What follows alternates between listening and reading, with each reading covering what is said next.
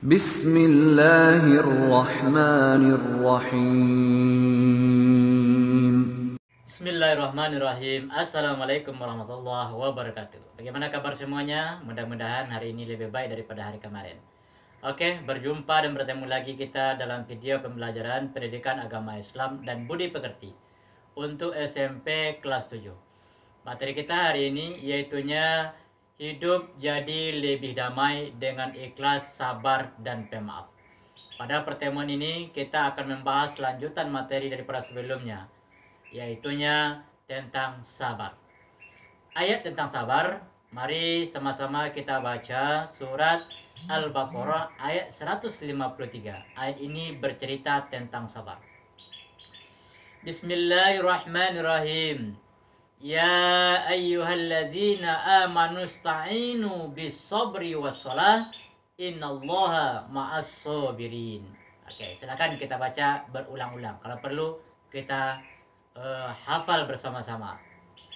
Terjemahannya, wahai orang-orang yang beriman, mohonlah pertolongan kepada Allah SWT dengan sabar dan salat.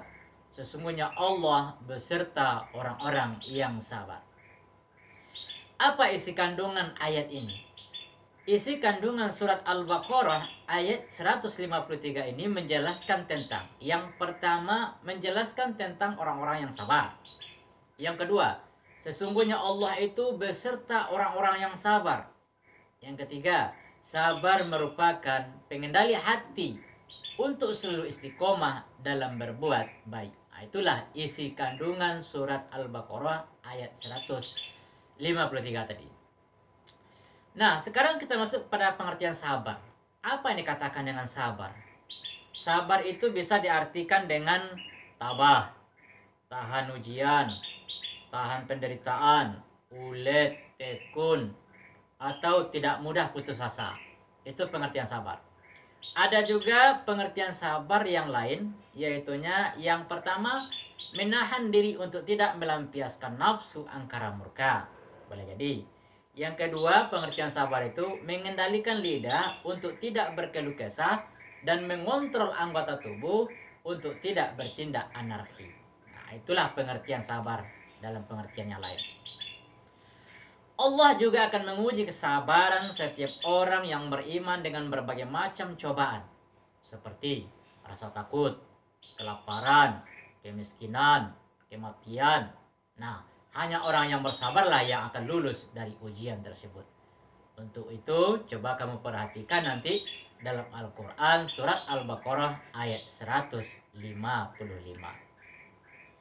Orang yang sabar tidak hanya bersikap lapang dada saat menghadapi kesulitan dan musibah, tetapi juga teguh pendirian, istiqomah dalam memperjuangkan kebenaran, dan selalu dinamis dan optimis dalam meraih masa depan yang lebih baik dan bermakna.